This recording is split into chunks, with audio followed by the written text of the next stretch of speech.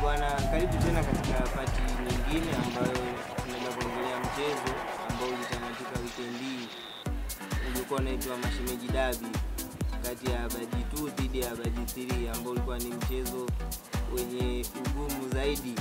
Bwana, niko na mchambuzi wangu wa kimichezo hapa, Tamim, kama kawaida ataenda kutuelezea zaidi namna ule mchezo ulivyokuwa na kwa upande wake alionaje ule mchezo. Bwana Tamim, karibu sana.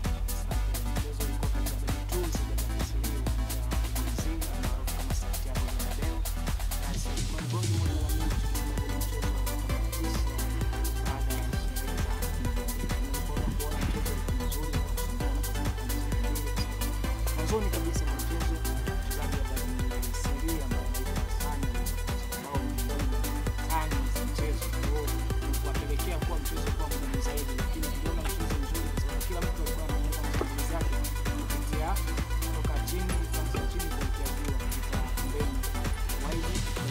Tuliona mchezo mkali zaidi na uzidi kwenda, mchezo ulikuwa unanoga na vibe ya mashabiki ilikuwa kubwa, lakini mnamo dakika kama 20 mchezaji ambaye anaitwa Kelvin aliweza kusababisha bao kwa pasi nzuri kabisa kutoka kwa mmoja mchezaji wake namba 3 ambaye anaitwa Mkolosai.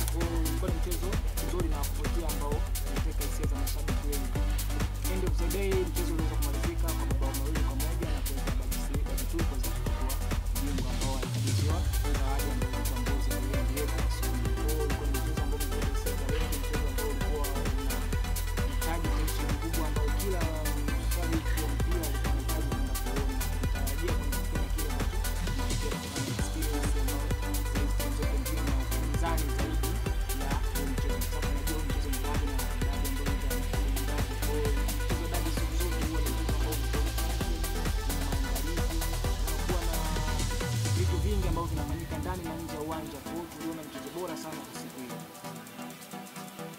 ila Baji 3 walisema wao ni kwamba wametoka field ila hawakuja kushiriki michezo, ila wao wamekuja kuchangamsha damu, kwamba hata wakikosa mbuzi wao wenyewe wanaweza kujitegemea wakaweza kufanya sherehe ya mbuzi.